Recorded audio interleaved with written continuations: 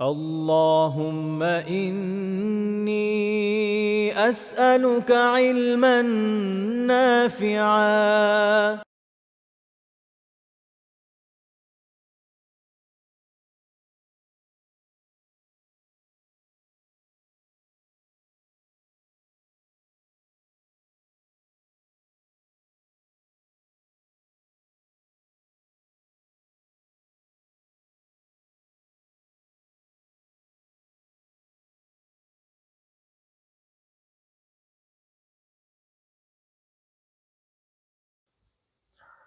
আসসালামু আলাইকুম রহমতুল্লাহ বারকাত। আশা করি সবাই ভালো আছেন। সবাইকে স্বাগতম জানাচ্ছি জীবনাচরণে নবী আদর্শের নতুন দর্শে। আলহামদুলিল্লাহ, ওয়াসসালাতু ওয়াসসালামু আলা রাসূলিল্লাহ, আম্মা বাদ। আল্লাহ তাআলার অনেক মেহেরবানি যে আমরা জীবনাচরণে নবী আদর্শের নতুন একটি দর্শ শুরু করছি। আমাদের 93তম দর্শ হচ্ছে এটা, আলহামদুলিল্লাহ। আমরা বিগত দিনে আলোচনা করছিলাম যে আহ, প্রশ্নকারীদের প্রশ্নের জবাব দেওয়ার ক্ষেত্রে রাসূলুল্লাহ সাল্লাল্লাহু আলাইহি ওয়াসাল্লাম আমাদের জন্য কি আদর্শ রেখে গিয়েছেন। কেননা আল্লাহ রাসূল সাল্লাল্লাহু আলাইহি ওয়াসাল্লাম এমন এক মহান মহান ব্যক্তিত্ব। আল্লাহ তাআলা তাকে প্রেরণ করেছেন এই দিন ইসলামের পূর্ণাঙ্গত বিধানের জন্য। নিজের আকীদা বিশুদ্ধ করা দরকার। অনেকে এক্ষেত্রে একটা ভুল ধারণা রাখেন। বাংলা ছোটবেলা থেকে পড়ে পড়ে অভ্যস্ত হয়ে গেছে। ইসলাম ধর্মের প্রবর্তককে দেখে মোহাম্মদ রাসূলুল্লাহ সাল্লাল্লাহু আলাইহি ওয়াসাল্লাম। প্রবর্তক উনি কেন হবেন? উনি তো খতম, বা কি বলে এটাকে, ভালো বাংলা হয় না খতম শব্দটা। এভাবে বলা যায় সমাপ্তকারী দাওয়াতের শেষ নবী। এই দাওয়াতের, ইসলামের যে দাওয়া, এটা সমাপ্তকারী শেষ নবী ও রাসূল হচ্ছেন তিনি। প্রবর্তক কেন হবেন? প্রবর্তন তো আল্লাহ তাআলা নিজেই করে দিয়েছেন মানব জাতির জন্য। আর সূচনা হয়েছে খোদ আমাদের আদি পিতা আদম আলাইহিস সালামের মাধ্যমে। অর্থাৎ তাকেই প্রথমে এই দিন দেওয়া হয়েছে। গ্রাজুয়ালি একের পর এক নবী রাসূলরা তো এই দিনের উপরেই এসেছেন। আল্লাহ রাসূল সাল্লাল্লাহু আলাইহি ওয়াসাল্লাম ইসলামকে প্রবর্তন করেন। প্রবর্তন বলতে বোঝানো হয় এমন কিছু যেটা কেউ নতুন শুরু করছে, এটা উনি করেননি। উনি এটা শেষ করেছেন বরং। অর্থাৎ এই দাওয়ার পূর্ণতা উনি দিয়ে গেছেন। তো এই যে পূর্ণতা দিয়েছেন, এর বিশেষত্ব হচ্ছে এখানে যে মানব জীবনের এমন কোনো দিক নাই যেটা সম্পর্কে তিনি আমাদের জন্য আদর্শ রেখে যান নাই। যদিও আমাদের দেশ লম্বা হচ্ছে, কিন্তু আলহামদুলিল্লাহ আমরা এই বিষয়টাই বারবার আনার চেষ্টা করছি যে জীবনে যেদিকে ধরেন না কেন তার আদর্শ আপনি পাবেন। এবং অবশ্যই প্রশ্নোত্তর দেওয়া, দিনই প্রশ্নোত্তর দেওয়া এক্ষেত্রে সবচেয়ে গুরুত্বপূর্ণ বিষয়গুলোর একটা। কেননা নবী হিসাবে, রাসূল হিসাবে তিনি যে দায়িত্ব পালন করেছেন, সেখানে তো এই কাজটা অনেক বেশি করতে হয়েছে। তো এখানে তিনি আমাদের জন্য যে আদর্শ রেখে গেছেন সেটা অত্যন্ত গুরুত্বপূর্ণ। কারণ আমাদের প্রাত্যহিক জীবনে এর জরুরত সবচেয়ে বেশি পড়ে যারা দিন পালন করেন তাদের জন্য। এমনকি এই শিক্ষাটা আমরা দিনী ক্ষেত্র ছাড়াও সাধারণ যে আমাদের ডে টু ডে লাইফ, সেখানেও এটাকে ব্যবহার করতে পারি। মূল যে শিক্ষা, সেই শিক্ষাটাকে। তো যাই হোক, তো আমরা এর আগে কয়েকটা পয়েন্টে আলোচনা করেছি। আজকে তৃতীয় একটা পয়েন্টে যাব। আপনাদের মনে আছে যে আমরা আলোচনা করছিলাম যে তিনি কখনো কখনো যেটা করেছেন যে একই প্রশ্নের একাধিক উত্তর দিয়েছেন। এগুলোর মধ্যে পারস্পরিক কোনো বিরোধ নাই, এগুলো হচ্ছে পরিপূরক। কারণ ব্যক্তির অবস্থা ভেদে তার জন্য উত্তর ভিন্ন হয়, সিচুয়েশনের কারণে, সময়ের কারণে। অর্থাৎ অবস্থান এবং সময়, এছাড়া ব্যক্তি, এই তিনটা ক্ষেত্রের ভিন্নতার কারণে দেখবেন যে অনেক ক্ষেত্রেই প্রশ্নের উত্তরে ভিন্নতা আসে। এটাই স্বাভাবিক, এবং এটাই রাসূলুল্লাহ সাল্লাল্লাহু আলাইহি ওয়াসাল্লাম করে গিয়েছেন। তো এটা আমরা কিছু উদাহরণ আগেও দেখেছি। তারপর আমরা এটাও দেখেছি যে একই আমলের কখনো জুজ বা শাখা নিয়ে যখন কথা হয়, তখন দেখা যায় যে সেটাও একেকটা পরিবেশে, একেকটা অবস্থানে ভিন্ন ভিন্ন বিধান রাখতে পারে, যে এটার কোন শাখাটা বা কোন ধরনটা সবচেয়ে বেশি উত্তম হবে। এবং এই শিক্ষাগুলো আমাদের মাঝে আমাদের চিন্তা চেতনার বিকাশ ঘটায়। কারণ অনেকের হয় কি যে কিছু কিছু রেওয়ায়েত পড়ে বা কোনো এটা বলা যায় যে কোন একক বিষয়ের রেওয়ায়েত অধিক পরিমাণ পড়ার ফলে তাদের কাছে মনে হয় যে শুধু এই একটা বিষয় মনে হয় শুধুমাত্র গ্রহণযোগ্য বা সবচেয়ে গুরুত্বপূর্ণ, বাকিগুলোর তেমন গুরুত্ব নেই। এরকম ধারণা আপনারা দেখবেন অনেকের মধ্যে তৈরি হয়ে যায়। আচ্ছা, এটা একটা পয়েন্ট মনে হলো যেটা আমার মনে হয় বলে দেওয়া উচিত। কারণ আমাদের এটা আলোচ্য বিষয়ের মতো না, কিন্তু আমাদের জীবনের জন্য খুবই গুরুত্বপূর্ণ। সেটা হলো, দেখেন, ইসলামের অনেকগুলো অনুষঙ্গ আছে।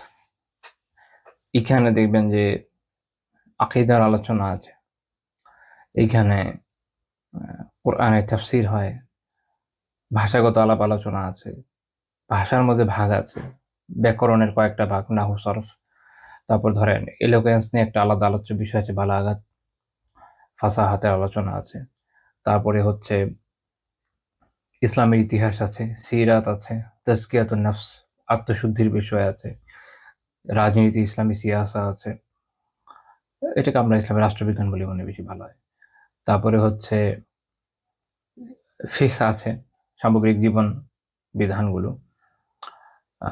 তারপরে হলো পারস্পরিক যে আদাব, এগুলোর আলাপ আলোচনা আছে। ব্যবসা বাণিজ্যের তো এই ফিকহের ভিতরেই চলে আসবে। এগুলো সবই ফিকহের ভিতর, যদিও আমি আলাদা করে বলছি একটা আলোচনা, একটা পয়েন্টে আসার জন্য। তারপর হলো হাদিসের ব্যাখ্যা বিশ্লেষণ আছে। হাদিসের অনেকগুলো, আমরা বলি না উলুমুল হাদিস, উলুম হচ্ছে ইলমের বহুবচন। এর মানে কিন্তু একটা না, অনেক জ্ঞান বোঝানো হচ্ছে। উলুমুল হাদিস বেসিক্যালি অনেকগুলো জ্ঞানের সমন্বয়। এটাই আলেমদের একটু ইখতিলাফ আছে। ওভারঅল কত হবে 90 প্লাস বিভিন্ন শাখা আলেমরা আলোচনা করেছেন। বড় বড় বই আছে, ছোট এতটুকু বইও আছে, আবার এই বিশাল সাইজের বইও আছে। তো এই যে বিপুল পরিমাণ জ্ঞান দেখছেন না, সবকিছু মিলিয়ে ইসলাম। কোনো এক ব্যক্তি যখন কোনো একটা দিকে অনেক বেশি ফোকাসড হয়ে যায়, ওই একটাই বারবার পড়তে থাকে, এটা তার উপর এত বেশি প্রভাব বিস্তার করে যে অনেক ক্ষেত্রে দেখা যায় যে সে অন্য শাখাগুলো থেকে মাহরুম বা বঞ্চিত হয়ে যায়। এর ফলে তার মধ্যে কোনো না কোনো ধরনের বিকৃতি তৈরি হয়, কোনো বিচ্যুতি তার মধ্যে চলে আসে। এটা মনে রাখতে হবে।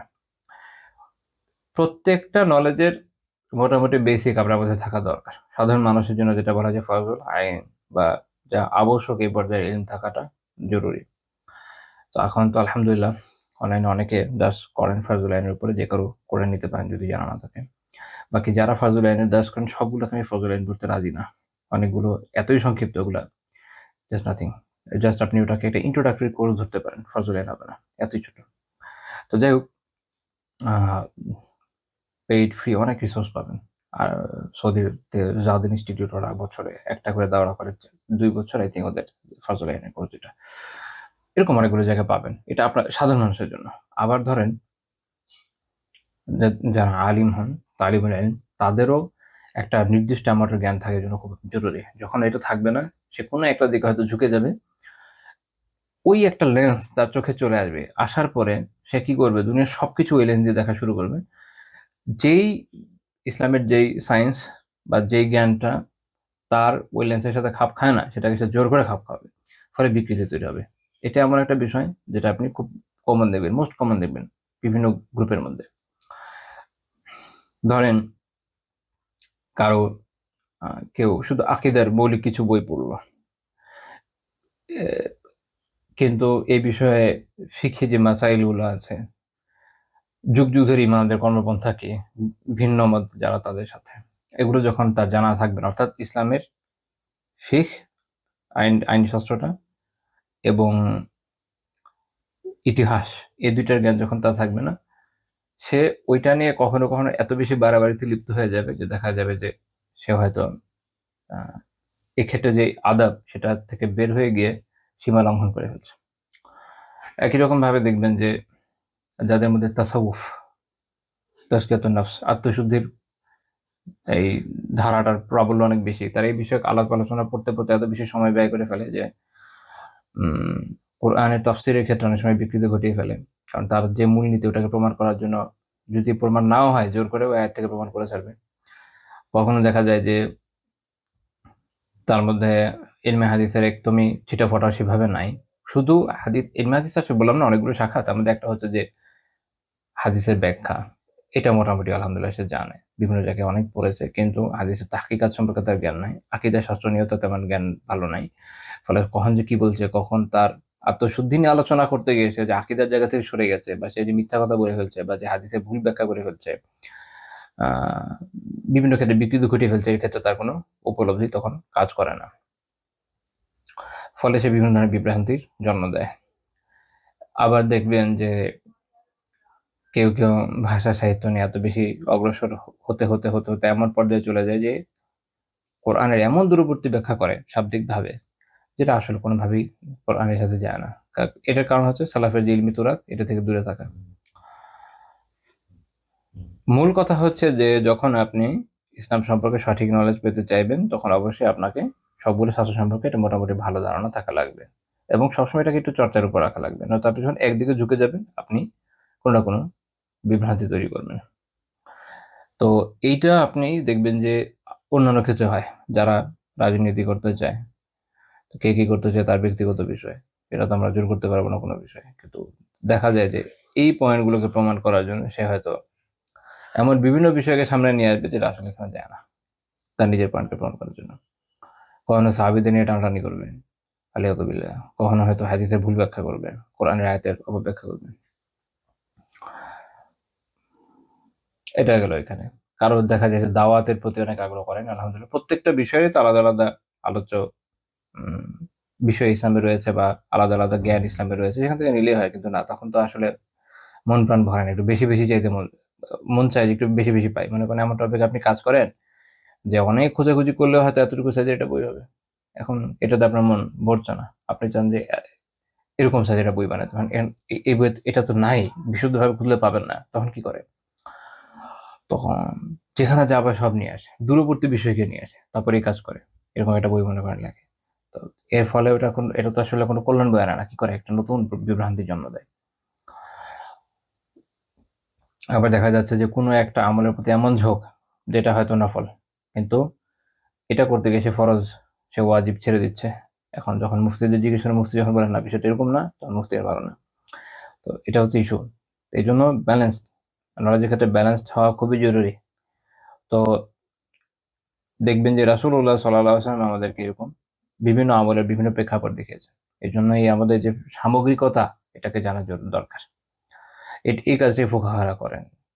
অনেকগুলো রেওয়ায়েত থাকলেও দেখবেন যে ওনারা এটা একটা সমাধান করে পারফেক্ট একটা সলিউশন নিয়ে আসেন। তো এটা আমার জীবনে বহুবার এই অভিজ্ঞতার সম্মুখীন হতে হয়েছে।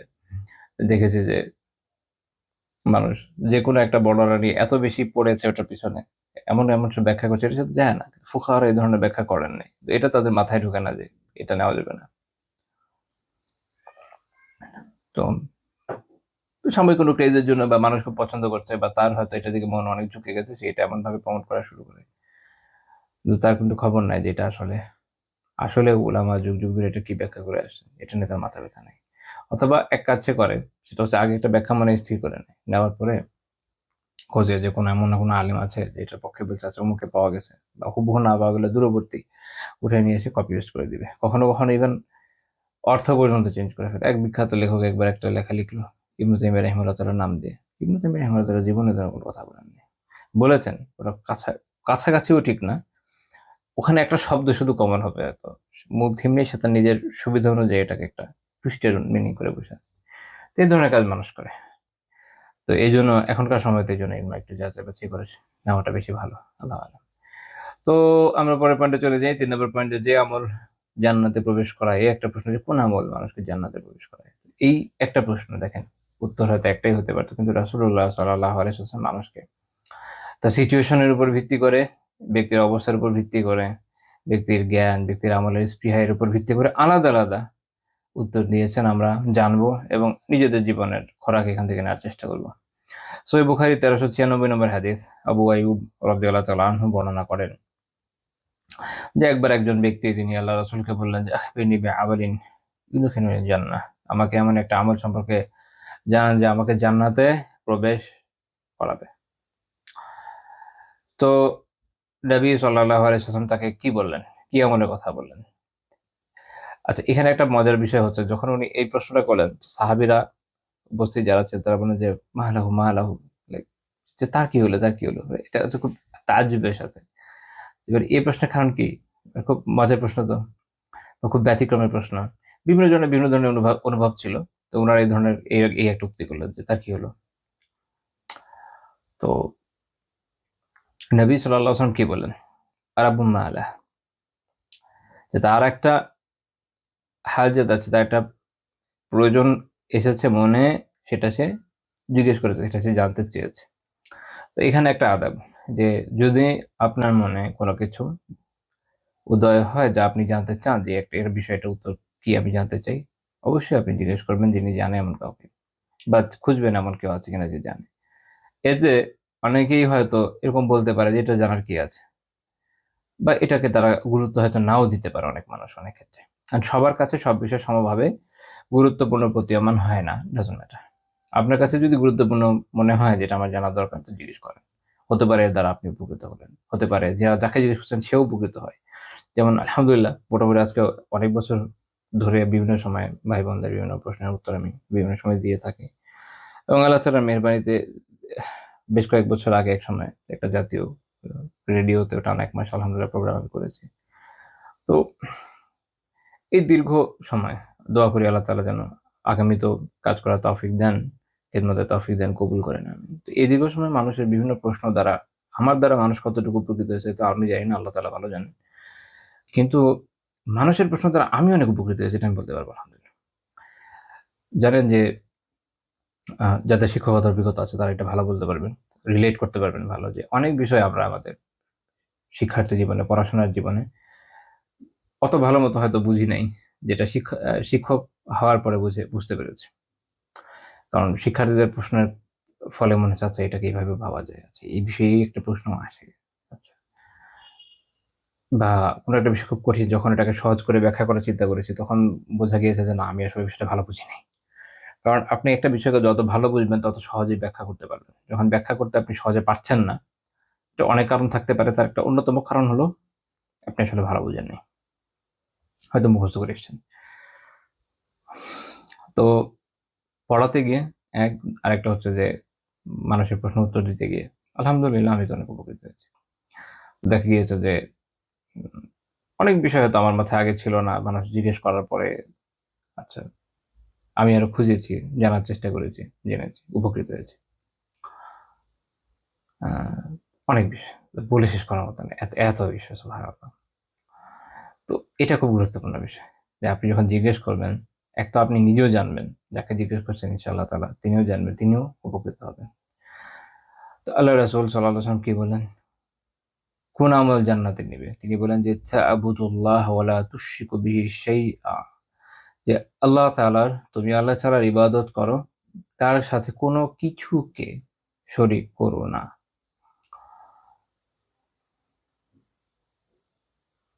এই একটা বিষয় যে সেই থিং, এটা খুব ইন্টারেস্টিং বিষয়। কাউকে এটাও বলা যেত। কিন্তু যত ধরনের এরকম রেওয়ায়াত আছে সব জায়গায় বস্তুর কথা আসছে। কোন বিষয়, কোন বস্তু এরকম অর্থ বোঝায় সেইউন। তো এটা একটা ইন্টারেস্টিং বিষয় আমার কাছে লাগে এইজন্য এর মাধ্যমে আসলে ক্ষুদ্রাতি ক্ষুদ্র বিষয়কে নাকচ করে দেওয়া হয়েছে। কারণ যে সকল দেবতাদের মানুষ বিভিন্ন মিথোলজিতে, বিভিন্ন রিলিজিয়নে ইয়াযু বিল্লাহ আল্লাহ তাআলার সাথে শিরক করে থাকে, শরিক করে থাকে। এরা তো তাদের দৃষ্টিতে মানবীয়, অতি মানবীয়, দেবতুল্য বিভিন্ন ধরনের সত্তা। এরা ওই হিসাবে তো বস্তুর ভিতরে আসে না। কিন্তু আসলে যারা মুশরিক তাদের শিরক এত পরিব্যাপ্ত যে ওটা মানব থেকে নিয়ে দানব হয়ে বস্তু পর্যন্ত দেখবেন যে গড়ায়। তো এইজন্য একদম ক্ষুদ্রাতি ক্ষুদ্র বিষয়কেও নাকচ করে দেয়া হয়েছে যে কোনো সামান্যতম কোনো বস্তুও যেন শিরকের মধ্যে চলে না আসে। আল্লাহ তাআলার সাথে কোনো কিছু শিরক করার সুযোগ নেই।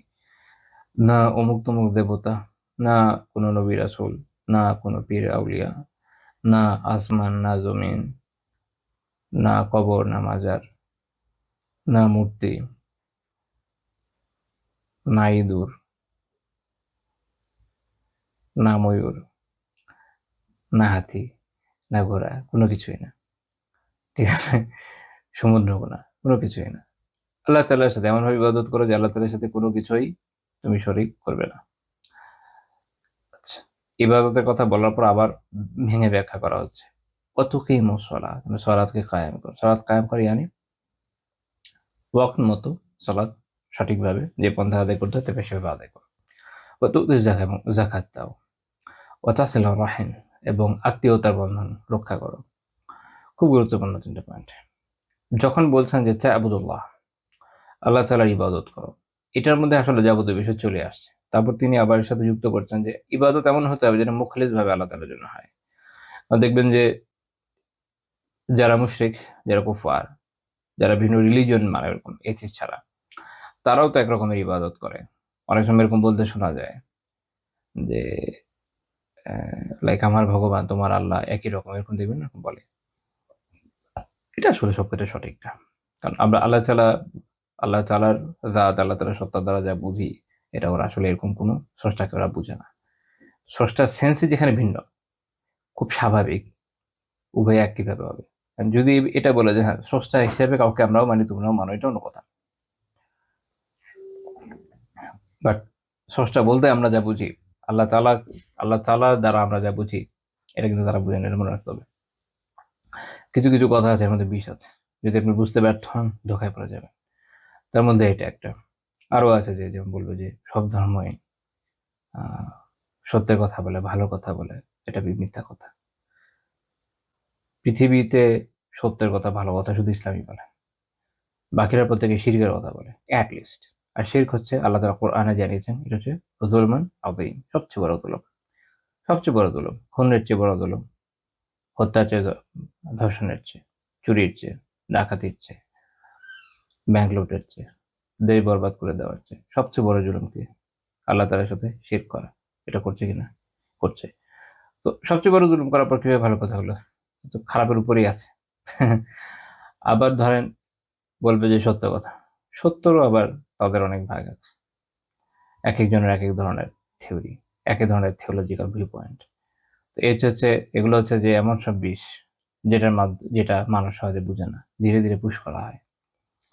এবং এটার সুদূর প্রসারী প্রভাব সন্তানের উপরে পড়ে। আমরা যারা কোনো এক সময় এই ধরনের এডুকেশনাল সিস্টেম থেকে উঠে এসেছি, আমরা জানি যেটা আমাদের মনের উপর কি ধরনের নেগেটিভ ইম্প্যাক্ট দীর্ঘ সময় পর্যন্ত রেখেছে। এটা সবসময় মাথায় রাখবেন, নিজের আগামী প্রজন্মকে রক্ষা করার জন্য, নিজেকে রক্ষা করার জন্য।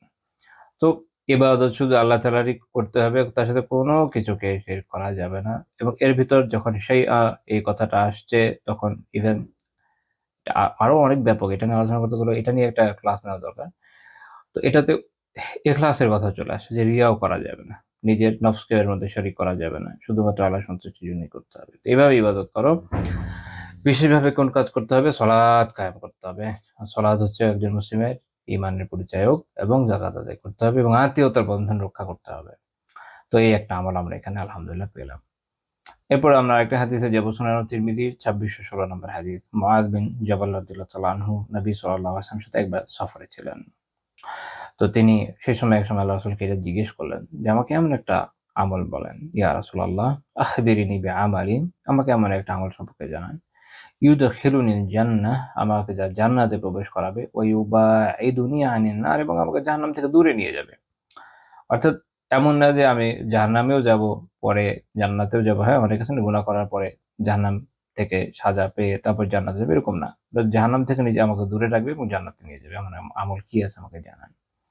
তো রাসূলুল্লাহ সাল্লাল্লাহু আলাইহি ওয়াসাল্লাম কি বলেন? লাকাদ সাআলতানি আন আযীম, তুমি আমাকে অনেক বড় বিষয় সম্পর্কে জিজ্ঞেস করেছো। ওয়া ইন্নাহু লায়াসীরুন আলা মান ইয়াসাররাহু আল্লাহু আলাইহি, এটা তার জন্য সহজ যার জন্য আল্লাহ সহজ করে দিবেন। আল্লাহ তাআলার কাছে আমরা দোয়া করি, আল্লাহ তাআলা আমার জন্য এবং আপনাদের সবার জন্য সহজ করে দেন। আমাদের পরিবারের পরিজনের জন্য, পরিবার পরিজন, আমাদের আ বন্ধু-বান্ধব, ভালোবাসার মানুষ সবার জন্য আল্লাহ তাআলা সহজ করে দেন। আত্মীয়স্বজন সবার জন্য। আমিন। তারপর রাসূলুল্লাহ সাল্লাল্লাহু আলাইহি ওয়াসাল্লাম কি আমলের কথা বললেন? তা'বুদুল্লাহ, আল্লাহ তাআলার ইবাদত করো। ওয়ালা তুশরিক বিহি শাইআ, তার সাথে ইবাদতে কোনো কিছুকে শরীক করো না। ওয়া তুকিমুস সালাহ, সালাত কায়েম করো। ওয়া তু'তিজ যাকাত, যাকাত আদায় করো। ওয়া তাসুম রমাদান, এবং রমাদানে সিয়াম পালন করো। এখন এটা দেখেন, নতুন একটা পয়েন্ট আসছে। আগের রিওয়ায়াতে কিন্তু সিয়ামের কথা আসেনি। এর কারণ হতে পারে যে ওটা যিনি জিজ্ঞেস করেছেন তিনি হয়তো রমাদান থেকে দূরবর্তী সময় ছিলেন। আল্লাহু আ'লাম। অথবা তখন হয়তো রমাদান ফরজ হয়নি, আল্লাহু আ'লাম। মানে ফরজ সিয়াম হয়তো শুরু হয়নি, আল্লাহু আ'লাম। বিভিন্ন কারণ হতে পারে, কিন্তু মূল কথা হচ্ছে এগুলো পরিপূরক। একেকটা সিচুয়েশন, একেকটা অবস্থায় একেক ধরনের উত্তর এসছে। আরেকটা কি বলে তাহাজ্জুল বাইত, এবং বাইতুল্লাহর হজ করার কথা। সাধারণত এই ধরনের রিওয়ায়াতগুলো একটু পরের দিকের। এর কারণ হচ্ছে যে মক্কা বিজয়ের আগ পর্যন্ত আসলে হজ করা যেত না, আপনারা জানেন, টাফ ছিল মুসলিমদের জন্য।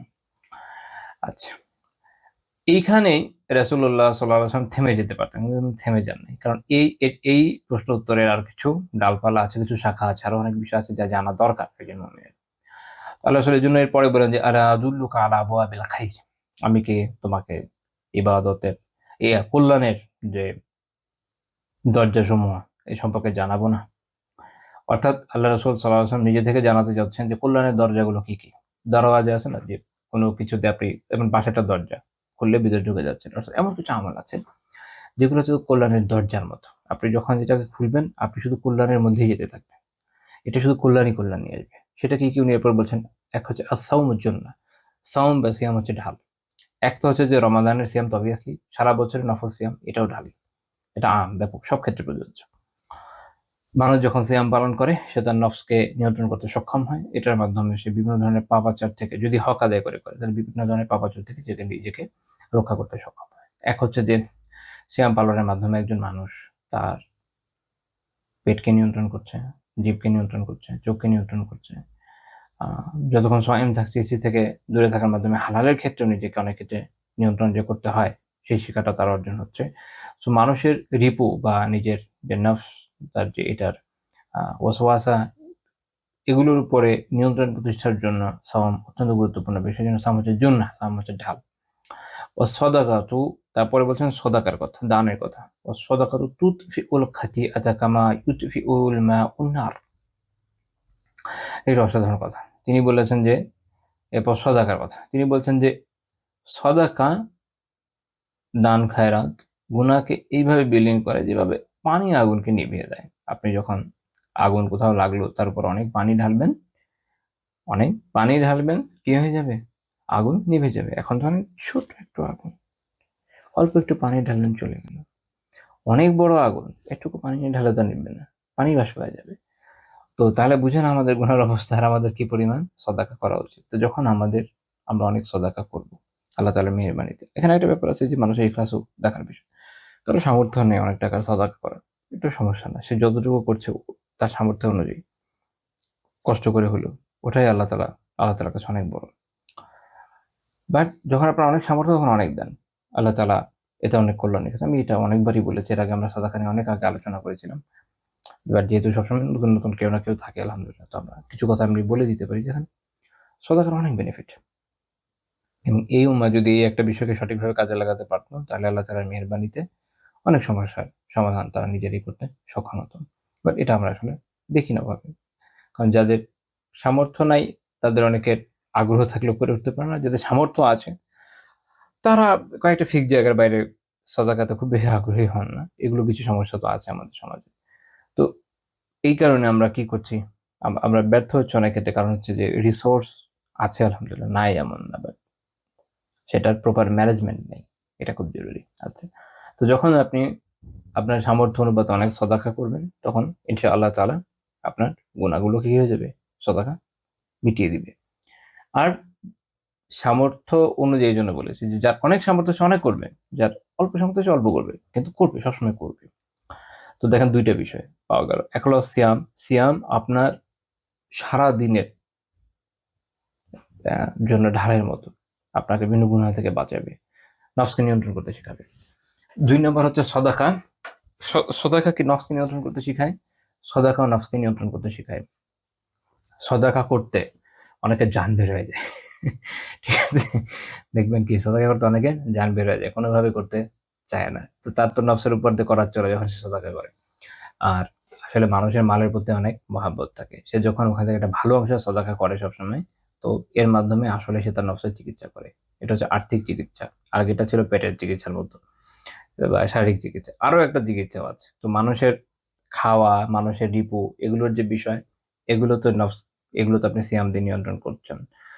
সম্পদের প্রতি যে আপনার অত্যন্ত মোহ, এটাকে আপনি সাদাকার মাধ্যমে নিয়ন্ত্রণ করছেন। ৩ নাম্বার, খায়রের ৩ নাম্বার দরজা, ওয়া সলাতুর রাজুলি মিন জাওফিল লাইল।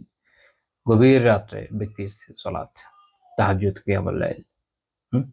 অর্থাৎ আপনি যখন গভীর রাতে উঠবেন, সলাত আদায় করবেন, এইটা হচ্ছে খায়রের ৩য় দরজা। হুম, আপনি দিনকে নিয়ন্ত্রণ করেছেন আলহামদুলিল্লাহ, দিনের বেলা। এখন রাতের বেলা মানুষ চায় একটু আরামে ঘুমায়ে থাকতে।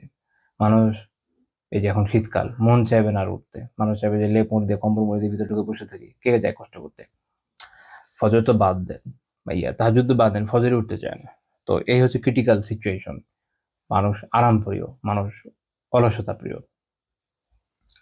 কিন্তু যখন ব্যক্তি গভীর রাতে উঠে সলাত আদায় করে, অথবা রাত জাগিয়ে সলাত আদায় করে, যেভাবে করুক না কেন, যখন সে গভীর রাতে সলাত আদায় করে, কিয়ামুল লাইল করে, তখন এর মাধ্যমে সে তার নফসকে যেই পরিমাণ দলন বলন করে, এই পরিমাণ আসলে অন্যান্য আমল দিয়ে হয়ে ওঠে না।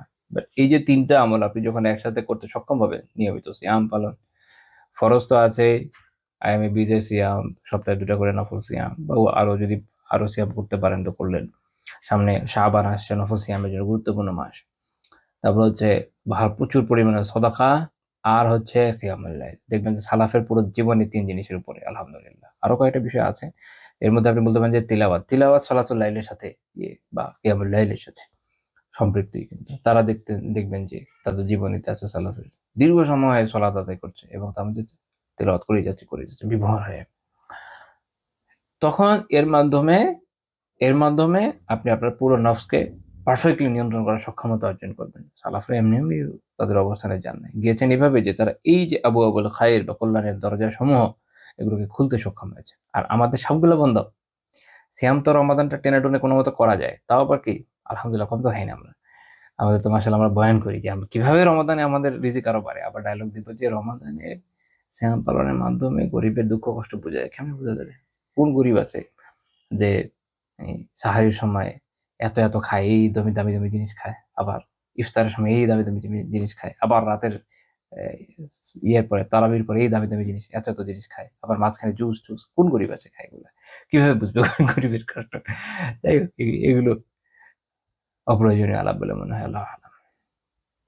তো সিয়ামকে যখন আপনি পারফেক্টলি সিয়াম হিসেবে পালন করবেন, খালি এরকম না যে খালি রমাদানে, বাকি বছরগুলোতেও সিয়ামের চর্চা থাকবে, সদাকা থাকবে, রমাদানে বেশি, অন্যান্য সময় প্রচুর, এবং কিয়ামুল লাইল। এই 3টা যখন করবেন তখন ইনশাআল্লাহ তাআলা নফসকে নিয়ন্ত্রণ করতে সক্ষম হবেন। এই জন্য এগুলো হচ্ছে কি আবু আবুল খায়ের, কল্যাণের দরজা। এগুলো আপনার জান্নাতে যাওয়ার যে পথ তাকে সুগম করবে। আল্লাহ তাআলা কি বলেছেন? তাতাজাফা জুনুবুহুম আনিল মাদাজি', সূরা সাজদায়। আল্লাহ তাআলা প্রশংসা করেছেন এসব ব্যক্তিদের যে তারা তাদের পার্শ্বদেশকে বিছানা থেকে দূরে রাখে, গভীর রাতে সালাতে নিমগ্ন থাকে, তাই না?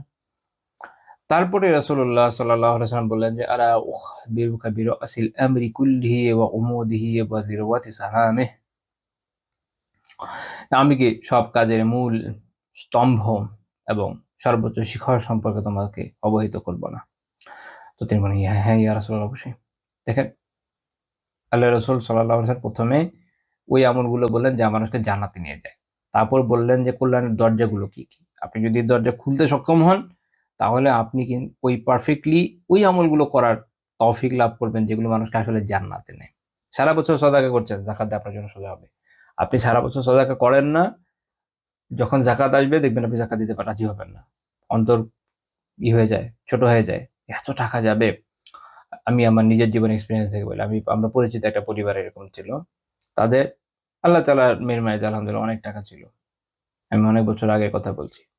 ধরেন 2003-4 এর সময়কার কথা। তখনকার হিসাবে 30-40 লাখ 50 লাখ টাকা থাকা তো কম না, তাই না? তো তাদের ভালো অ্যামাউন্টের টাকা ছিল। তো তাদের হঠাৎ সারা জীবন হঠাৎ সাদাকা করতে দেখেছি, শুনেছি, এরকম আমার আমার জানা নেই। তো একবার হঠাৎ তাদের সকলে তারা যাকাত দিবে। এখন যাকাত তো আর কম না, 8% করে। অনেক টাকা আসলে। তো পাঠাইলো একজনকে যাকাতের হিসাব করার জন্য। এক হুজুরের কাছে। হুজুর হিসাব করে দিয়ে দিলেন এক মসজিদে, বড় মসজিদে। তো উনারা হিসাব করে দিয়ে দিলেন। ভালো অ্যামাউন্ট আসছে না? অনেক বড় অ্যামাউন্ট। আর তারা ভাবছে কি 200, 400, 500, 1000, 2000 হলে হতে পারে। এত টাকা আল্লাহ দিবে না যাকাত। দেয়নি যাকাত। তো যাকাত না দিয়ে টাকা বেঁচেছে, বাঁচে নাই। এই 2-3 না কয় বছর দেখি, 4-5 বছর, 4-5 বছরের মধ্যে একবার কি হলো, এক ব্যবসায় এমন ধরা খেলো, রাতারাতি নাই হয়ে গেল। আর এত বড় অ্যামাউন্ট রাতারাতি নাই হয়ে গেল। বারাকা নাই। এইভাবে যাকাত না দিয়ে জীবনে কেউ কখনো বারাকা অর্জন করতে পারে না। মাঝখানে ক্ষতি আর ক্ষতি। আমার পয়েন্ট ওই যে অন্য জায়গায়, শেষেরটা তো এটাও একটা শিক্ষার বিষয় যে যাকাত দেখানো জরুরি। আমার পয়েন্ট এখানে যে যখন সারা বছর সাদাকার অভ্যাস থাকবে না, যাকাত আসলে মানুষ দিতে পারে না। এটা এই জন্য এটা হচ্ছে আবু আবুল খায়ের একটা। আপনি সাদাকা দিতে থাকেন, আপনার জন্য যাকাত দেওয়া সহজ। আপনি সারা বছর নফল সিয়ামে নিজেকে অভ্যস্ত রাখেন, রমাদান আপনার জন্য সহজ হবে। রমাদান আপনি উপভোগ করতে পারবেন ইবাদতে। মানে কিছু লোক আছে রমাদানে সারা বছর যেহেতু সিয়াম পালন করে, রমাদান আসলে তার অবস্থা এরকম হয়, সে আমল করবে কোত্থেকে? কারো অসুস্থতা থাকে, কিছু কিছু অসুস্থতাতে সিয়াম পালন আসলে অনেক কষ্ট।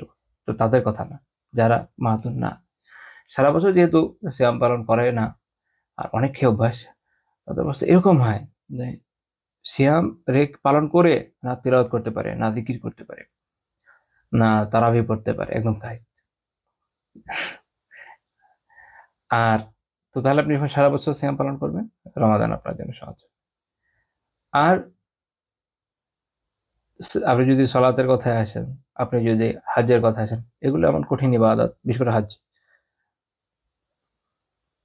এবং হাজের ফায়দা যদি আপনি নিতে চান, আপনি যদি মনে করেন যে আমি হাজে যাব, গিয়ে শুধু আড্ডা মারবো তারপর চলে আসবো, যেটা বাঙালি অনেকেই করে, হয়তো অধিকাংশ লোকই করে, তো ওটা কোনো ব্যাপার না। কিন্তু যদি আপনি ওটার যে ফায়দা এটা হাসিল করতে চান, প্রচুর সলাত আদায় ওখানেও করতে চান, তো আপনার তো কিয়ামুল লাইলে অভ্যস্ত হইতে হবে। আর যে কিয়ামুল লাইলে অভ্যস্ত, আল্লাহ তাআলার মেহেরবানিতে তার ফরজ সলাতও ইনশাআল্লাহ কাজা হবে না। বাই চান্স হওয়াটা আলাদা কথা, ওদের থাকতে পারে আলাদা কথা, ঘুমিয়ে গেছে উঠতে পারেনি এরকম অনেক কিছু হতে পারে, আলাদা কথা। রেগুলার বেসিসে হবে না। এগুলো হচ্ছে কি, এই জন্য এগুলো হচ্ছে আবু আবুল খায়ের। এই দরজাগুলো যদি আপনি খুলতে পারেন, অন্যান্য ক্ষতির দরজা বন্ধ হয়ে যাবে। তো তারপর তিনি জানাচ্ছেন যে তাহলে আরো কিছু বিষয় তিনি জানাতে চান এই দিনের বিষয়ে, যা হচ্ছে কি দিনের মূল স্তম্ভ, সর্বোচ্চ শিখর। সেগুলো কি? তিনি বলেন যে রসুল আমরিল ইসলাম, যেগুলো বিষয়ের আমরা বলতে পারি এরকম যে সকল কাজের মূল হলো ইসলাম, সকল বিধানের মূলই হলো, কাজের মূলই হলো কি ইসলাম। যদি ইসলাম থাকে সব ঠিক, ইসলাম না থাকলে সব বাতিল। উমুদ সলার, এই ইসলামের যে মূল স্তম্ভ সেটা কি? সলাহ। উমুদ, মূল যে স্তম্ভ, যার উপর পুরো ইসলাম দাঁড়িয়ে থাকে, সেটা হচ্ছে কি? সলাহ। তাহলে সলাহ তাদের না করে কিভাবে হবে? ওয়াজিরওয়াতু সানামিহি আর জিহাদ, আর তার সর্বোচ্চ শিখর কি? সেটা হলো জিহাদ। আর যে কারো পক্ষে জিহাদে যাওয়া সম্ভব হবে, এটা আসলে বাস্তবতা। আপনি মুনাফিকিনদের দেখেন, তারা রাসূলুল্লাহ সাল্লাল্লাহু আলাইহি সাল্লামের সোহবত পেয়েছে কি পায় নাই? পেয়েছে। ইমানের উপর থাকলে সাহাবীর খেতাব পেত, পায় নাই কেন? ইমানের উপর থাকে নাই। তো তাহলে বোঝা গেল, যদি বড় বড় আল্লাহ তাআলা বড় বড় আউলিয়া এর যদি সোহবতও পান, আল্লাহ রাসূল থেকে বড় ওলি তো আর কেউ না। তো তাহলে বুঝলেন যে বড় বড় আউলিয়াদের সোহবতও যদি কেউ পায়, এটাই যে একদম ঠিক করে দেবে, এটা সব ক্ষেত্রে সঠিক না। যদি তার অন্তরে নিফাক থাকে, অন্তর ঠিক হওয়া লাগে। তো আল্লাহ রাসূল সাল্লাল্লাহু আলাইহি ওয়াসাল্লামের সোহবত পেয়েছে, মসজিদুন নববীর মতো জায়গায় সালাত আদায় করেছে, এখানে সালাতে এত সওয়াব, তা কি পরিমাণ সওয়াব হওয়া উচিত? তাহলে অনেক সলাতের যে সওয়াব, সেটাও সবসময় মানুষকে এই শক্তি দেয় না যে সে পর্যন্ত যেতে পারবে, সে জিহাদ করবে। তারপরে তৃতীয় পয়েন্ট, আল্লাহ রাসূল সাল্লাল্লাহু আলাইহি ওয়াসাল্লাম থেকে ইলম অর্জন, তার থেকে শেখার সুযোগ। তাহলে ইলমও একজন মানুষকে জরুরি না যে নিতে সক্ষম হবে জিহাদ পর্যন্ত। তো আমরা অনেক সময় মনে করি যে কেউ যদি সালেহীনদের সাহচর্যে থাকে, প্রচুর ইবাদত করে, উত্তম জায়গায় থাকে, আর হচ্ছে উত্তমভাবে ইলম অর্জন করে, তাহলে মনে হয় সে একদম নাজাতের দিকে চলে যাবে, তাহলে সে একদম মুজাহিদ হয়ে উঠতে পারবে। এটা যে ভুল, সেটা এখান থেকে জানা গেল। তাহলে কি এগুলো দরকার? এগুলো অনেক দরকার, এগুলো ছাড়া তো হবেই না। কিন্তু এগুলো হলেই যে ওই পর্যন্ত পৌঁছাবে সেরকম না, এটা হলো বোঝার বিষয়। তো এই জন্য মুনাফিকদের উপমা নিয়ে আসলাম। এখন দেখেন এই মুনাফিকিনরা, তারা উহুদের যুদ্ধে কি করলো?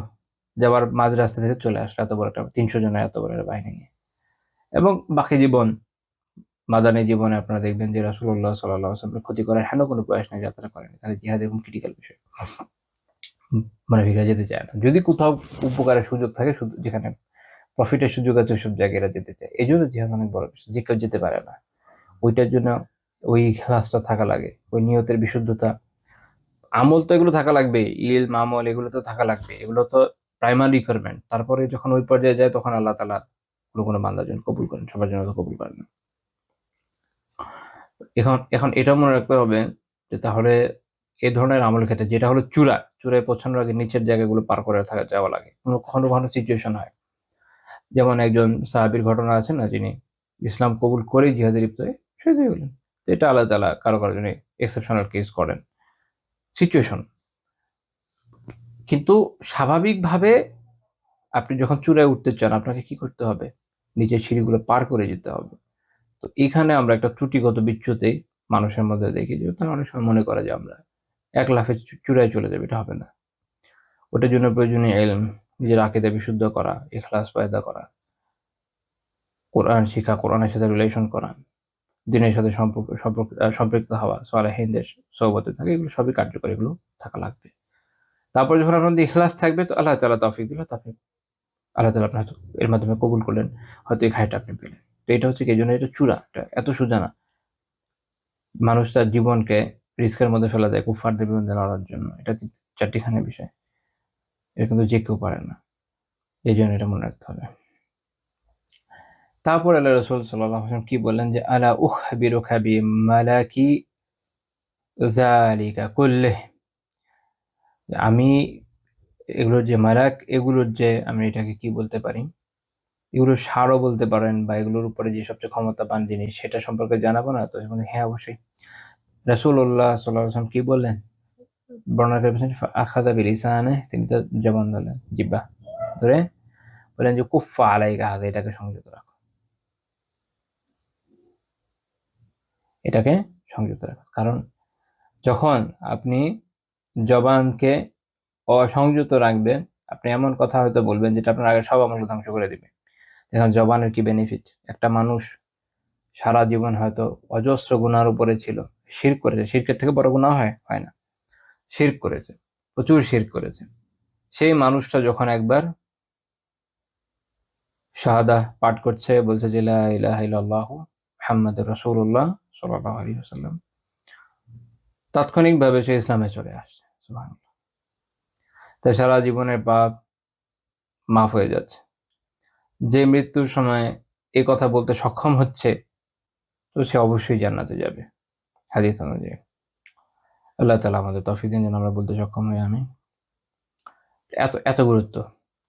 আবার বান্দা মুখে এমন কোনো কথা বলছে যেটা তাকে জাহান্নামে নিক্ষিপ্ত করছে, সে হয়তো কাফের হয়ে যাচ্ছে। দুইজন অপরিচিত মানুষ, তারা শুধুমাত্র হিজাব কবুলের মাধ্যমে, এই জবানের মাধ্যমে কি হয়ে যাচ্ছে, স্বামী স্ত্রী হয়ে যাচ্ছে, সারা জীবন একসাথে থাকবে। যদি হেদায়েতের উপরে, দ্বীনের উপর দুজনে মারা যায়, কল্যাণের উপর মারা যায়, তো আল্লাহ তাআলা এই যে রিলেশন, এটাকে জান্নাত পর্যন্ত নিয়ে যাবেন। এবং আল্লাহ তাআলার মেহেরবানিতে এটা আসলে ১-২ দিনের নয়, আবার হিন্দুদের মতো ৭ জনমেরও না, অনন্তকালের রিলেশন। ঠিক আছে, যদি খায়রের উপর থাকে। আবার মৌখিকভাবে তালাক বলে দিল, আলাদা হয়ে গেল। জবান অনেক গুরুত্বপূর্ণ, জবান সামলে চলতে হয়। যদি জবান ঠিক থাকে তো বাকি আমলগুলো আলহামদুলিল্লাহ। দেখেন, ইভেন ওই প্রত্যেকটা আমলের ক্ষেত্রে এমন অনেক বিষয় আছে যেটা আলোচনা করা যায়, যে জবানের কারণে কিভাবে এই আমল নষ্ট হয়ে যায়, কিভাবে সলাতের ক্ষতি হতে পারে, জাকাতে আমরা ওই বিষয়ে আলোচনায় যাচ্ছি না, কারণ এটা ইটসেলফ একটা গুরুত্বপূর্ণ পয়েন্ট। তো কাজেই আমাদের বোঝার বিষয় হচ্ছে এটাকে আমরা নিয়ন্ত্রণ করি। তো তখন মুআয রাদিয়াল্লাহু আনহু জিজ্ঞেস করলেন, ইয়া নবী আল্লাহ, ইয়া নবী, ওয়া ইন্না লামুআখাযুন বিমা নাতাকাল্লামু বিহ, আমরা যা বলি তার জন্য কি আমরা পাকড়াওয়ের শিকার হব? আমাদের কি ধরা হবে এজন্য? তো তিনি বলেন যে, আল্লাহ রাসূলকে বলেন যে সাকিলাতকা উম্মাকা ইয়া মুআয, এটা গুরুত্ব দেওয়ার জন্য বললেন যে, হে মুআয, তোমার মা তোমাকে হারিয়ে ফেলুক, বা এরকম প্রশ্ন হলো টাইপের, যে এটা তো খুবই গুরুত্বপূর্ণ কথা। ওয়াহালি ওয়াহালি ইয়াকুব্বুন নাস ফিন নারি আলা উজুহিহিম আও আলা মানাখিরিহিম ইল্লা হাসাইদু আলসিনাতিহিম, যে মানুষকে আহ মানুষের এটা এভাবে বলতে পারে যে শুধুমাত্র মানুষের যে জিহ্বার উপার্জন, এটার কারণেই তো মানুষকে উপর করে, মুখের উপরে ভর দিয়ে উপর করে জাহান্নামে নিক্ষেপ করা হবে, এটার কারণেই তো। কারণ এই জবানের কারণে মানুষ এমন কোন কুফরি কথা বলে সেখানে জাহান্নামে চলে যায়। সে কি কথা বলে, সে জাহান্নামে চলে যায়। আবার এটার মাধ্যমে তাওহীদের কথা বলে, সে জিকির করে, আল্লাহ তাআলাকে স্মরণ করে, সে জান্নাতে চলে যায়। তো তাহলে আমরা এই একটা হাদিস থেকে দেখি, দেখেন রাসূলুল্লাহ সাল্লাল্লাহু আলাইহি ওয়াসাল্লাম কতগুলো বিষয় আমাদের জানালেন। প্রথম বিষয় তৌফিক, যে জান্নাতে যাওয়া এটা মূলত আল্লাহ তাআলার তৌফিক। আল্লাহ তাআলা যার জন্য সহজ করেন তার জন্য সহজ, যার জন্য সহজ করেন না তার জন্য সহজ না। তো আমাদের কাজ কি আল্লাহ তাআলার কাছে চাইতে হবে আল্লাহ আমাদের তৌফিক দেন যেন আমাদের জন্য আমল সহজ হয় এবং আল্লাহ তাআলা আমাদের দয়া করে জান্নাতে প্রবেশ করান। ঠিক আছে? একটা বিষয়। দ্বিতীয় হচ্ছে যে তাওহীদ, আল্লাহ তাআলার একত্ব, শিরক বর্জন, সালাত কায়েম করা, যাকাত আদায় করা, সিয়াম পালন করা রমাদানে এবং বাইতুল্লাহ হজ করা। এখানে আমরা ৬টা পয়েন্ট পাচ্ছি। এগুলো হচ্ছে সেই বিষয় যেগুলো আমাদেরকে জান্নাতে নিয়ে যাবে। তো এখানে এই যে জান্নাতের পথ, এই পথে হাঁটতে গেলে এটার আশেপাশে অনেক ধরনের অকল্যাণ আছে, শার আছে। এই শার ও ফাসাদাত, ক্ষতিগুলো থেকে বাঁচার জন্য এমন কিছু দরওয়াজা আছে যেগুলোকে যদি খোলা হয় তাহলে কল্যাণ আসবে। আর সেই কল্যাণই ক্ষতিকে প্রতিহত করবে। কল্যাণের দরওয়াজা। যেগুলো যেই দরজা যদি আমরা খুলতে সক্ষম হই এবং খুলে রাখতে সক্ষম হই তাহলে আমাদের পক্ষে এই আমলগুলো করা সহজ হবে। সেটা কি? নিয়মিত সিয়াম, প্রচুর সাদাকা, কিয়ামুল লাইল। এরপরে মনে রাখতে হবে যে সবকিছুর মূল হচ্ছে ইসলাম। যদি ইসলামের উপর কেউ না থাকে তাহলে এইসব আমল তার জন্য কোনো কল্যাণ বয়ে আনবে না। এবং সবচেয়ে গুরুত্বপূর্ণ বিষয় নাম হলো সালাহ, এবং আমলের শিখর হচ্ছে কোথায়? আল্লাহ তাআলার পথে জিহাদ করা। আর এই সকল আমল, সকল কাজ কার্যকর থাকবে তখনই যদি আমরা জবানকে সঠিকভাবে ব্যবহার করি। এখন কেউ যদি মনে করে আমি অনেক সালাত আদায় করি, এজন্য জবানকে যথেষ্ট ব্যবহার করবো, অমুকের গীবত করবো, এই করবো, পরকালে গিয়ে ধরা খাওয়া লাগবে। অনেক সাদাকা করি তাই আমি এগুলো করবো না, সুযোগ নেই। আপনি যত বড় যত বেশি সালাত আদায় কারী হন, যত বেশি সাদাকাকারী হন, যত বেশি কিয়ামুল লাইলকারী হন,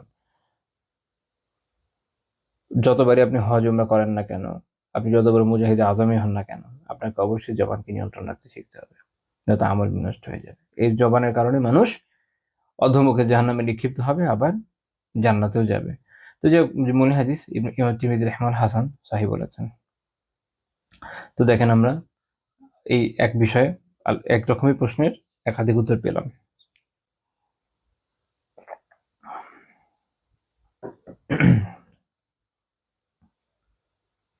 তো আমাদের মূল টপিক কি ছিল? যে কোন আমল জান্নাতে প্রবেশ করে। আলহামদুলিল্লাহ এই বিষয়ে আমাদের বেশ কিছু শিক্ষা অর্জন হলো। আমরা আরেকটা এই বিষয়ে আরো কয়েকটা হাদিস দেখবো আজকে লাস্ট ইনশাআল্লাহ তাআলা। সহিহ বুখারী 2518 নম্বর হাদিস, আবু যর রাদিয়াল্লাহু তাআলা আনহু জিজ্ঞেস করলেন নবী সাল্লাল্লাহু আলাইহি ওয়াসাল্লামকে যে আইয়ুল আমাল আফজাল, কোন আমল সর্বোত্তম? এটা নিয়ে আমরা এর আগে কথা বলেছি। আবু যর রাদিয়াল্লাহু তাআলার ব্যাপারটা আমি জানি না কতদিন। তো এখানে আল্লাহ রাসূল কি বললেন যে কোন আমল সর্বোত্তম? এই প্রশ্নের জবাবে রাসূলুল্লাহ সাল্লাল্লাহু আলাইহি ওয়াসাল্লাম বলেন যে ঈমানুন বিল্লাহ। এক নম্বর হচ্ছে আল্লাহর প্রতি ঈমান আনা। আল্লাহর প্রতি ঈমান আনা। ঈমান ছাড়া বাকি আমল তার গ্রহণযোগ্য না। আর ২ নম্বর এরপর হলো ওয়া জিহাদুন ফি সাবিলিহ, আল্লাহর রাস্তায় জিহাদ করা। তো আমরা জিহাদ নিয়ে আগে আলোচনা করেছিলাম। তো তাহলে এই দুটো হলো সর্বোত্তম। তো আবু যর রাদিয়াল্লাহু তাআলা বললেন এরপরে যে কোন ধরনের ক্রীতদাস মুক্ত করা উত্তম? ক্রীতদাস মুক্ত করা অনেক বড় আমল। কোনটা খুব উত্তম? কি ধরনের ক্রীতদাস? আমি যে কাউকে ধরে বেছে দিলে এটা বেশি, এটা ভালো, নাকি যেকোনো কোন একটা ক্রাইটেরিয়া আছে যে এই ক্যাটেগরির ক্রীতদাস যদি আমি কিনে তাদেরকে মুক্ত করে দিই বেশি সওয়াব পাবো, বেশি উত্তম হবে। আল্লাহ রাসূল জানিয়ে দিলেন যে আগলাহা সামানা, যার যে ক্রীতদাসের মূল্য অনেক বেশি, ওয়া আনফুসাহা ইনদা আহলিহা, এবং যে তার মনিবের কাছে অনেক প্রিয়, আকর্ষণীয়। তাহলে যে ক্রীতদাসকে তার মনিব অনেক পছন্দ করে, দাম অনেক বেশি, একে যখন কিনে কেউ বিক্রি করবে তার এর জন্য সওয়াব হবে বেশি। তাহলে এখানে একটা মূলনীতি বুঝেন যে সাদাকার ক্ষেত্রে এটা হলো একটা মূলনীতি। আপনি যখন সবচেয়ে ভালো যে বিষয়টাকে, যে বেশি বড় অ্যামাউন্টের বিষয়কে সাদাকা করবেন সেটা তত উত্তম। একই রকম ভাবে মানুষকে সাহায্য করার ব্যাপারটাও এরকম যে তার জন্য সবচেয়ে ভালো যেভাবে আপনি সাহায্য করতে পারেন সেটা উত্তম। আমি অনেক সময় এটা দেখেছি যে মানুষের মধ্যে অদ্ভুত মানসিকতা কাজ করে। কেউ সাহায্য চাইতে এসছে, আমি না পারতে যা দেওয়া যায় এটা দিই, বা আরেকটা কাজ করে মানুষ যে তাকে সবচেয়ে নিম্নমানের যে জিনিসটা দেওয়া যায় সেটা দেওয়ার চেষ্টা করে। আই ডোন্ট নো ওয়াই, এই মেন্টালিটি কেন আমি জানি না, আল্লাহ তাআলা জানেন। আমি এইটা ইসলাম থেকে শিখেছি যে আল্লাহ তাআলার সন্তুষ্টির জন্য সবচেয়ে ভালোটা দেওয়া জরুরি, এবং তাকে সবচেয়ে ভালো যতটুকু প্রোভাইড করা যায় এটা করা জরুরি। এটা যদি করা যায়, কারণ আমি তো আসলে তাকে যে সাহায্য করছি এটা কেন করছি? আল্লাহ তাআলার জন্য। আমি এর আগে একটা দার্সে বলেছিলাম, একজন সালাফের ঘটনা আপনাদের খেয়াল আছে কিনা, যে তিনি এক অন্ধ লোককে দামি মিষ্টি খাওয়াচ্ছিলেন। তাই একজন জিজ্ঞেস করেছে যে তুমি যে তাকে এটা খাওয়াচ্ছ সে কি জানে কি খাচ্ছে? তার তো আরেকটা বোধ নাই, তুমি যে কোনো মিষ্টি খাওয়ালেই পারতা, এটা কম দামি লাড্ডু খাই দিলে কি হয়। তো উনি বলেছেন যে সে না দেখুক, আল্লাহ তো দেখছেন। মূল কথা হচ্ছে যে আল্লাহ তাআলার সন্তুষ্টি, আল্লাহ তাআলার সন্তুষ্টির জন্য করছি, আমার পক্ষে যতটুকু ভালো দেওয়া সম্ভব এবং তার দিকটা দেখা দরকার, যে তার কাছে যেটা বেশি প্রিয়, যেটা পছন্দের, এমন কিছু আমি করে দিই। সেও সবসময় দোয়া করবে, যেমন অন্য কেউ তো যে কোনো কিছু আমাকে দিয়ে দিত, কিন্তু এই ভদ্রলোক আমাকে এই বিষয়ে সাহায্য করেছে, আলহামদুলিল্লাহ, এবং আল্লাহ তাআলা সন্তুষ্ট হয়ে যাবেন, তার থেকে বড় বিষয়। এটাই হাদিস থেকে শিখে রাখেন, কাজে আসবে ইনশাআল্লাহ জীবনে। তো আবু যর রাদিয়াল্লাহু আনহু জিজ্ঞেস করলেন, যদি আমি এটা করতে না পারি, কিন্তু দামি বিষয়। আবু যর রাদিয়াল্লাহু আনহু নিজে অত সম্পদ জমা করেননি কখনই, দারিদ্রতার মধ্যে জীবনযাপন করেছেন। তো আল্লাহ রাসূল বললেন যে সেক্ষেত্রে তুঈনু সানিআ আও তাসনাউ লিআখরাক, যে সেক্ষেত্রে যে কাজ করে, কোনো কাজ করছে, যে কোনো সানা, কোনো কাজ করছে বা কোনো কিছু বানাচ্ছে, এমন কাউকে সাহায্য করবে, অর্থাৎ যে কর্মঠ লোক তাকে সাহায্য করো, বা যে বেকার তাকে কাজ দাও, সেটাও একদম কাজ। তাহলে যখন কেউ আলহামদুলিল্লাহ কোনো কাজ করছে, আপনি যখন তাকে সাহায্য করছেন, আপনি আল্লাহ তাআলার সন্তুষ্টির জন্য করেন, এটা একটা সাদাকা, আপনি এটার জন্য সওয়াব পাবেন। আবার কারো কাজ নেই, জব পাচ্ছেন না, বিভিন্ন ইস্যু আছে, আপনি সামর্থ্য মতো তাকে সাহায্য করেন। সাহায্য এটা হতে পারে যে হয়তো স্কিল নেই, আপনি না স্কিল শেখান, আপনার সামর্থ্য থাকলে স্কিল শেখান, কি সমস্যা। সামর্থ্য না থাকলে যদি খুঁজে দিতে পারেন তার অনুপাতে কোনো জব, ভালো দেন। না করতে পারলে আপনার আলহামদুলিল্লাহ এটলিস্ট ট্রাই তো করেছেন, আপনি সওয়াব পাবেন। এদিকে অনেক বিচিত্র বিচিত্র কথাবার্তা অনেকের থেকে শুনে, খুব মজার মজার কথা। আল্লাহু আলাম, যে উনারা কি আল্লাহ তাআলার সন্তুষ্টির জন্য যদি করে থাকেন, সেক্ষেত্রে বলতে হবে যে ওনাদের কথাবার্তায় পরিবর্তন আনা দরকার। কখনো কখনো এমন আমরা দেখেছি, ধরেন আপনার একটা স্কিল আছে, স্কিল হচ্ছে এ, না আপনি এক লোকের কাছে গেছেন, সে জিজ্ঞেস করছেন তুমি সি পারো, আপনি বলেন যে না আমার স্কিল হচ্ছে এ, আমি তো সি পারি না, সি আমার কাজও না। না, না, তারপর ওই লোক হয়তো বিশাল পদ দিল। আজকালকার ছেলেপেলেরা কাজের জন্য আসে, অথচ সি পারে না। সি না পারলে কিভাবে কাজ হবে? জীবনে বেঁচে থাকতে হলে সি লাগবে। সি ছাড়া হবে না। এদিকে তার যে এ ছিল স্কিল, এটা কিন্তু উনি এখন আর পোস্ট হয়তো এভয়েড করে যাচ্ছে। কোনোভাবে এটা লতায় পাতায় ডালে খালে আমার কাছে এই কথা চলে আসলো। শুনে খারাপ লাগলো। আমি জাস্ট একটা বাস্তব জীবনের উদাহরণ দিচ্ছি, যেটা আমি সরাসরি প্রত্যক্ষ করেছি। এটা মাথায় রাখতে হবে যে এটা সঠিক না। আপনি যদি আপনার কাছে ওইটা স্কোপ নাই, হতেই পারে। যেমন আমি আমি আমি আমার যে লাইফ, আমার কাছে কেউ এসে যদি এখন এসে বলে যে, "ভাই আমার এই বিষয়ে একটু সাহায্য লাগবে। এমন একটা জব যদি করে দেওয়া যায়, দেখেন না পারা যায় কিনা?" আমি ১ম এ বলব, "ভাই আমি খুবই দুঃখিত। আমি এমন জীবনযাপন করি যে আমার কোনো লিঙ্কই নেই যে আমি আপনাকে কোনো জায়গায় পাঠাবো। তো আমার পক্ষে পসিবল না। আমি ওজোর খাই করব, শেষ কথা।" আমি কেন বলব যে, "আচ্ছা, তাহলে এক কাজ করেন, এই যে বিশাল বড় লিস্ট দিচ্ছি আপনি, এগুলো শিখে আসেন। তারপরে দেখি কোথায় কি করা যায়।" দরকার নেই তো। সে বেচারা অলরেডি একটা কিছু জানে। যে কিছুই জানে না তাকে শেখানো যায়। যে আলহামদুলিল্লাহ একটা বিষয়ে এক্সপার্ট, তাকে কি দরকার টানাটানি করার এক জায়গায়। আচ্ছা, যাই হোক। তো তাহলে আপনি যখন কোনো কাজের লোককে সাহায্য করছেন বা যার কাজ নেই তাকে কাজ দিচ্ছেন, আপনি যেন সওয়াব পাবেন। এটা গুরুত্বপূর্ণ বিষয়। তো তিনি বলেন যে, "ফাইল্লাম আফআল", যদি আমি এটা না করতে পারি, তখন কি করব? তো রাসূলুল্লাহ সাল্লাল্লাহু আলাইহি ওয়াসাল্লাম এখানে পথ দেখিয়ে দিচ্ছেন। এটা হচ্ছে আমাদের শেখার বিষয়, যে পথ সবসময় এক জায়গায় গিয়ে শেষ হয়ে যায় না। সবসময় ডেড এন্ড থাকে না। মানুষ মরে গেলে সেটা আলাদা কথা। এবং তারপরেও কিছু আমলের জায়গা আছে, আলহামদুলিল্লাহ। একটা মানুষ মরে গেছে, তার নিজের আমল বন্ধ হয়ে যায়। কিন্তু তার জন্য এমন কিছু আমল করা যায় যা সওয়াব সে পায়। বন্ধ হয়ে যায় তার নিজের আমল। তো যাই হোক। কিন্তু আমাদের যতক্ষণ বেঁচে আছি আমাদের জীবনে অ্যাকচুয়ালি ওইভাবে ডেড এন্ড থাকে না। একটা জায়গায় বন্ধ হয়ে গেলে আমরা তো আরেকদিকে যাব। অনেকে যেটা করেন যে, "আচ্ছা তুমি এটা পারছো না, তাহলে তোমার কিছুই হবে না।" এইভাবে বলার দরকার নাই। আমরা আল্লাহ রাসূল সাল্লাল্লাহু আলাইহি ওয়াসাল্লামের জীবনে এই ধরনের নেগেটিভিটি শিখি না। আপনি দেখবেন যে অল্টারনেটিভ দেওয়ার একটা যে শিক্ষা, এটা আল্লাহ রাসূলের জীবনে অনেক বেশি। এটা এখনকার আমাদের যে সেলফ হেল্প এর বই, এগুলো পাওয়ার অনেক আগে থেকে আমরা সুন্নাহ থেকে জানি। বাট হয়তো আমাদের খেয়াল হয়নি, এটা আমাদের দুঃখজনক বিষয়। তো আল্লাহ রাসূল কি বললেন? যে সেক্ষেত্রে কি করতে হবে? তিনি বলছেন যে, "তাদাউন নাস মিনাশ শারর", সেক্ষেত্রে তুমি মানুষকে তার তোমার অনিষ্টতা থেকে মুক্ত রাখবে। যে এমন যেন না হয় যে তোমার থেকে কোনো ক্ষতিকারক হোক, এটা দরকার নেই। তুমি তো হেল্প করতে পারছো না, এটলিস্ট ক্ষতি থেকে বাঁচাও মানুষকে। ইন্নাহা সাদাকাতুন তাসাদ্দাকু বিহা আলা নাফসিক।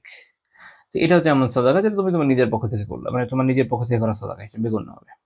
সহিহ বুখারী হাদিস এটা। তো তাহলে দেখেন মানুষকে কতভাবে সাহায্য করা যায়, কতভাবে নেক আমল করা যায়, সুবহানাল্লাহ। রাদিতু বিল্লাহি রাব্বা ওয়া বিল ইসলামি দীনা ওয়া বিমুহাম্মাদিন নাবিয়্যা সাল্লাল্লাহু আলাইহি ওয়াসাল্লাম।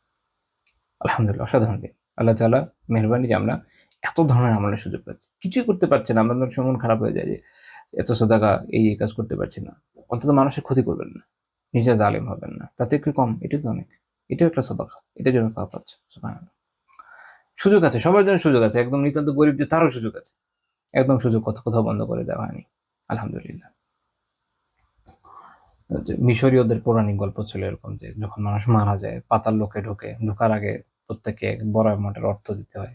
এই জন্য ওদের ওই যে মমিফাই করতেও রাজা বাচ্চাদের অনেক কিছু দিয়ে দিত, ধনীরাও ছোটখাটো মমি বানাতো, অনেক কিছু দিয়ে দিত লাশের সাথে, যাতে ওই যে পাতাল লোকে ঢোকার আগে দিয়ে মুক্তিপণ হিসেবে নিয়ে ওটা দিয়ে মাফ পেয়ে চলে যেতে পারে। আর গরিবরা কি করবে, হা করে বসে থাকবে, নরকে যাবে না গরিবরা। তো ইসলাম এরকম কিছু নাই। আচ্ছা, আমরা এরকম আরেকটা বর্ণনা দেখি। আবু শরাহ রাদিয়াল্লাহু তাআলা আনহু জিজ্ঞেস করলেন, ইয়া রাসূলুল্লাহ আখবিরনি বিশাইইন ইউজিবু লিয়াল জান্নাহ, আমাকে এমন কিছু সম্পর্কে জানান যেটা আমাকে জান্নাত আবশ্যক করবে, মানে এটা যদি করি আমি অবশ্যই জান্নাতে যাব। নবী সাল্লাল্লাহু আলাইহি ওয়াসাল্লাম কি বললেন, বলেন যে তিবুল কালাম ওয়া বাযলুস সালাম, এটা আমল তাআম, তিনটা আমল বলেন। এক হচ্ছে উত্তম কথা, ভালো কথা, সুন্দর কথা। এখন তো আলিয়াযুবিল্লাহ অবস্থা এমন যুগ চলছে যে যারা নিজেদেরকে দিনদার দাবি করেন তারা গালিগালাজ করে, আবার বিভিন্ন দলিল প্রমাণ নিয়ে টানাটানি করে, কেন আমার গালি কেন ঠিক আছে, আলিয়াযুবিল্লাহ, মাফ করেন। এইরকম ভয়ানক অবস্থা উম্মার ভিতরে পেছনে কখনো গেছে কিনা আল্লাহ জানেন, আমি আমার জানা নেই। শুধু কথা না, উত্তম কথা, ভালো কথা, পবিত্র কথা যত ভালোভাবে বলা যায় এটা মনে রাখেন। তাহলে খুব সুন্দরভাবে ভালোভাবে উত্তম পবিত্র কথা যখন আপনি বলবেন, সালাম, সালামের প্রসার, প্রচুর সালাম দেবেন। কেউ আসছে যাচ্ছে, যাকে চিনেন না চিনেন, অন্যান্য রেওয়ায়েতে আছে, সালাম দিবেন। ওয়া ইতআমুত তাআম, এবং মানুষকে খাওয়াবেন, খাওয়াতেও হবে। মানুষকে খাওয়ানো অনেক বড় নেক আমল। এটা আপনি যদি গরিব খান খুব ভালো, তার মানে না যে দরিদ্র খাওয়ানো যাবে না, যে কাউকে খাওয়ান কোনো সমস্যা নেই। তো এই তিন আমল, কথা, সালাম, খাওয়ানো, তাহলে এটা কি করবে, জান্নাত অবশ্যই করবে। আল্লাহ তাআলা আমাদের আমলের তৌফিক দেন, আমিন। ইবনে হিব্বান রাহিমাহুল্লাহ তাআলা তার কিতাব সহিহ, এটা মূল নাম হচ্ছে আত-তাকাসিম ওয়াল আনওয়া, এটা 736 নম্বর হাদিস। এটা শাইখ আলবানী রাহিমাহুল্লাহ সহিহ তারগিব ওয়াত তারহিবেও এটাকে সহিহ বলেছেন, 2699 নম্বর হাদিস। আরেকটা রিওয়ায়াত আমরা দেখি, আবু বারজা আল-আসলামী রাদিয়াল্লাহু তাআলা আনহু, তিনি বলেন, ইয়া রাসূলুল্লাহ দুল্লানি আলা আমালিন ইউদখিলুনিল জান্নাহ, আমাকে এমন আমল সম্পর্কে পথ দেখান, জানান, যেটা আমাকে জান্নাতে প্রবেশ করাবে। এটি এত সহজ একটা আমল। আল্লাহ রাসূল কি বললেন সাল্লাল্লাহু আলাইহি ওয়াসাল্লাম, আমিতিল আযা আন তারিকিন নাস, মানুষের যে পথ আছে যেখানে মানুষ চলাচল করে, এখান থেকে কষ্টদায়ক বস্তু সরিয়ে দাও। দেখেন ইসলাম সুবহানাল্লাহ আমাদেরকে সিভিক সেন্স কিভাবে শেখায়। প্যাথেটিক্যালি আমাদের মধ্যে এই বস্তু নাই। প্যাথেটিক্যালি আপনি দেখেন আমাদের রাস্তাঘাটের অবস্থা, মানুষের ময়লা দিয়ে ভরপুর। কারণ আপনি যতই চেষ্টা করেন নিজে আজ একটু এদিক ওদিক রাখবেন, এই সুযোগও তো নেই, কোথাও ডাস্টবিনও নেই। ডাস্টবিন থাকলে ওটা পর্যন্ত নিয়ে বেঁচে ফেলে, তাই না? এটা তো ইসলামের শিক্ষা না। মুসলিম প্রধান দেশগুলোর মধ্যে ইসলামের শিক্ষার অভাব অনেক ব্যাপক, এটা দুঃখজনক। মুফতি শফি রাহিমাহুল্লাহ তাআলা একটা উক্তি পড়েছিলাম অনেক বছর আগে, যে আমাদের ইমানটা আছে কিন্তু বাকি শিক্ষা হয়ে গেছে। কুফারদের, পশ্চিমাদের মধ্যে ওদের ইমান তো নাই, বাকি শিক্ষাগুলো আছে, বাট মনে রাখেন ইমান সবচেয়ে দামি। ইমান ছাড়া বাকি শিক্ষাগুলো আল্লাহ তাআলার কাছে ভ্যালু নাই, দুনিয়াতে ভালো থাকা যায়। তো এখান থেকে এটাও বুঝতে হবে যে তার মানে ইসলামের বাকি শিক্ষাগুলো, এই যে সিভিক সেন্স, অন্যান্য যতগুলো শিক্ষার বিষয় আছে, এগুলোকে যদি আপনি বাহ্যিক জীবনে আমলে রাখেন ইমানের পাশাপাশি, তাহলে এই দুনিয়াতেও আমরা ভালো থাকতে পারবো। বাট আমরা করছি না, এটার প্যাথেটিক।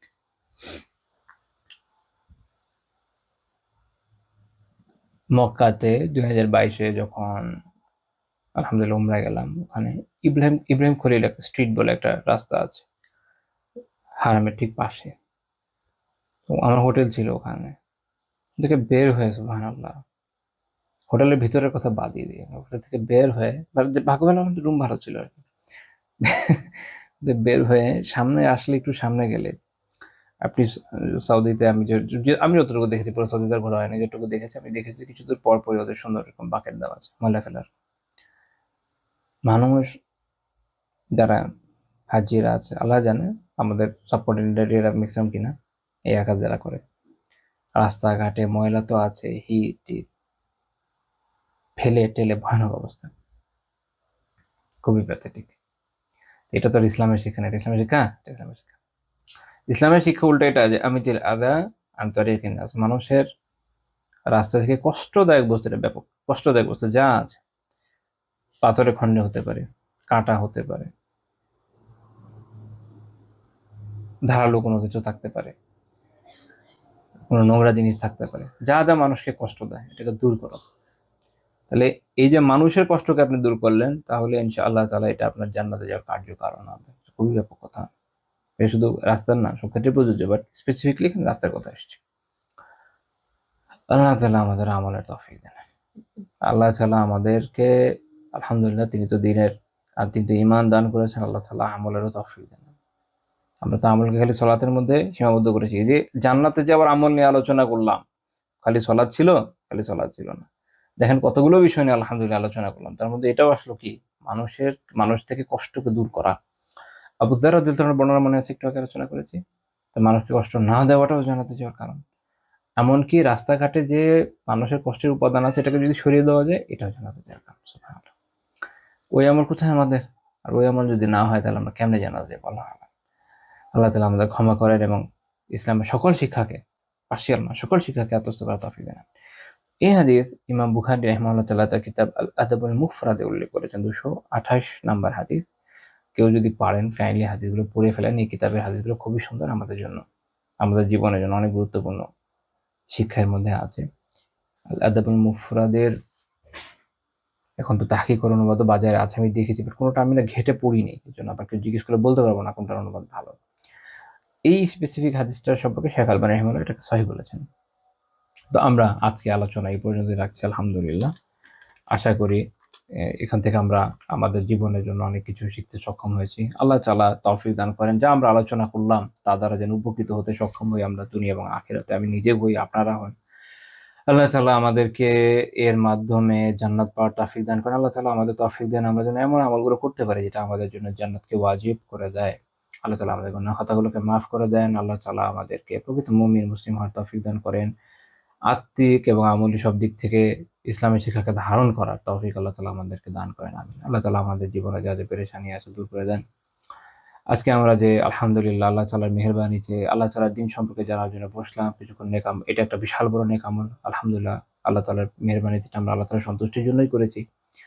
আল্লাহ তাআলা আমাদের আমলগুলোকে কবুল করে নেন। এর উসিলায় আল্লাহ তাআলা আমাদেরকে জান্নাতুল ফিরদাউস দান করেন। আল্লাহ তাআলা এর উসিলায় আমাদেরকে হারামাইন শরীফাইনে বারবার জিয়ারতের তৌফিক দান করেন। আল্লাহ তাআলা এর উসিলায় আমাদের জীবনের সকল পেরেশানিকে দূর করে দেন, রিজিক দান করেন। আমাদের নিজেদেরকে, পরিবার পরিজন, সন্তান সন্ততি সবাইকে